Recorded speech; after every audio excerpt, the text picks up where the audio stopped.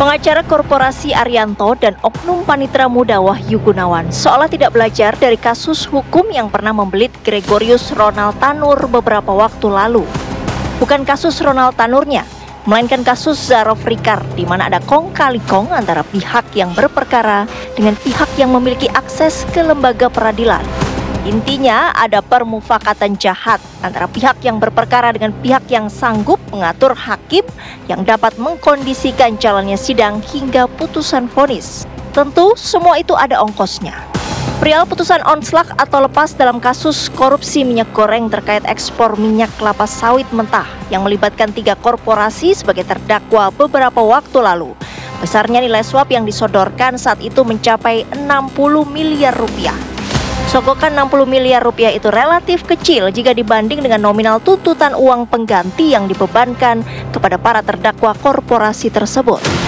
Diketahui PT Wilmar Group dituntut membayar uang pengganti sebesar 11,88 triliun rupiah, sedangkan PT Musimas sebanyak 4,89 triliun rupiah dan PT Permata Hijau sebesar 937,5 miliar rupiah.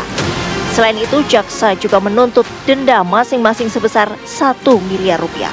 Terkait dengan putusan onslak tersebut, penyidik menemukan fakta dan alat bukti bahwa MS dan AR melakukan perbuatan pemberian suap dan atau gratifikasi kepada MAN sebanyak diduga sebanyak 60 miliar rupiah.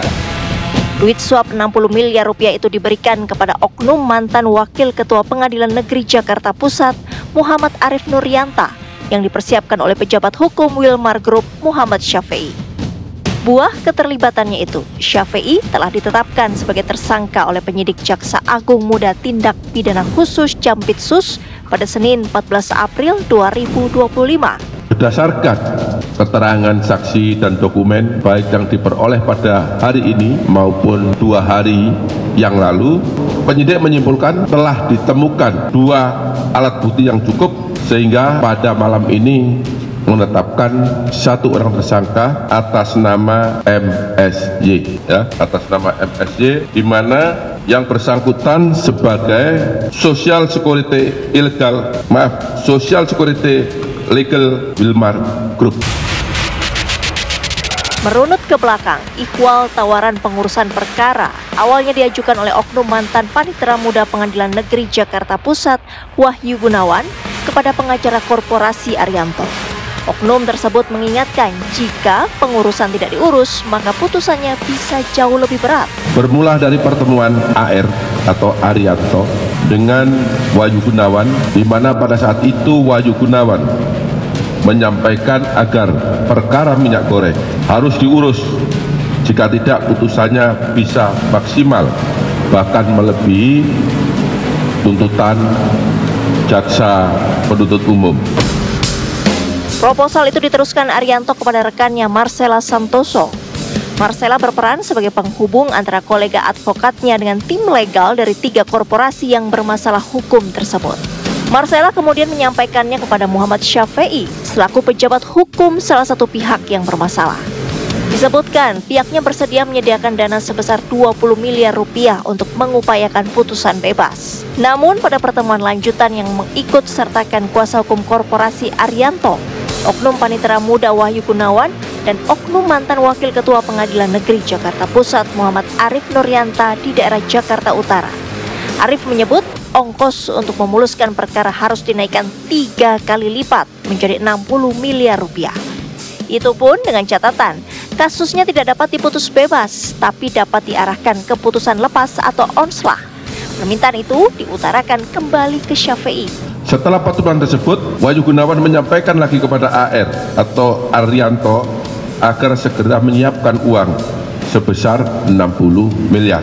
Setelah ada permintaan Wahyu Gunawan tersebut, kemudian AR menyampaikan kembali kepada MS, selanjutnya MS menghubungi MSY, dan dalam percakapan tersebut MSY menyanggupi akan menyiapkan permintaan tersebut dalam bentuk mata uang US dollar Amerika atau dolar Singapura. 3 hari berselang, Syafei menginformasikan kepada Marcella bahwa fulus dimaksud sudah ada. Uang panas itu lalu diserahkan langsung kepada Arianto di area parkir sebuah kawasan bisnis di Jakarta Selatan. Dari Arianto, dana tersebut lalu diteruskan ke rumah Wahyu Gunawan di daerah Cilincing, Jakarta Utara. Setelah itu, barulah uang tersebut diserahkan ke Muhammad Arif Nuryanta. Setelah ada komunikasi antara AR dengan MSY, kemudian AR bertemu dengan MSY di parkiran SCBD. Dan selanjutnya MSY menyerahkan uang tersebut kepada AR, kemudian uang tersebut oleh AR diantar ke rumah WG. Dan uang tersebut oleh WG kemudian diserahkan kepada MAN. Usai menerima sogokan tersebut, Arif Nuryanta yang kala itu menjabat sebagai Wakil Ketua Pengadilan Negeri Jakarta Pusat lantas menunjuk majelis hakim yang terdiri dari Juyamto sebagai Ketua Majelis Hakim dan 2 anggota yakni Agam Syarif Baharudin dan Ali Muhtaro. Puncak permufakatan jahat itu, pada 19 Maret 2025, majelis hakim tersebut memutus ketiga korporasi yang berperkara secara lepas atau onslaught, alias membebaskan mereka dari semua tuntutan jaksa. Jadi ketiga perkara korporasi yang terdiri dari beberapa perusahaan tersebut semuanya telah diputus pada tanggal yang sama oleh Pengadilan Tindak Pidana Korupsi Jakarta Pusat pada tanggal 19 Maret 2025. 4 oknum hakim yang ditetapkan sebagai tersangka kasus dugaan suap pengaturan putusan lepas tercatat telah bertahun-tahun menapaki karir sebagai pengadil perkara. Tapi apa mau dikata, mereka justru menjerumuskan diri ke jurang kehancuran.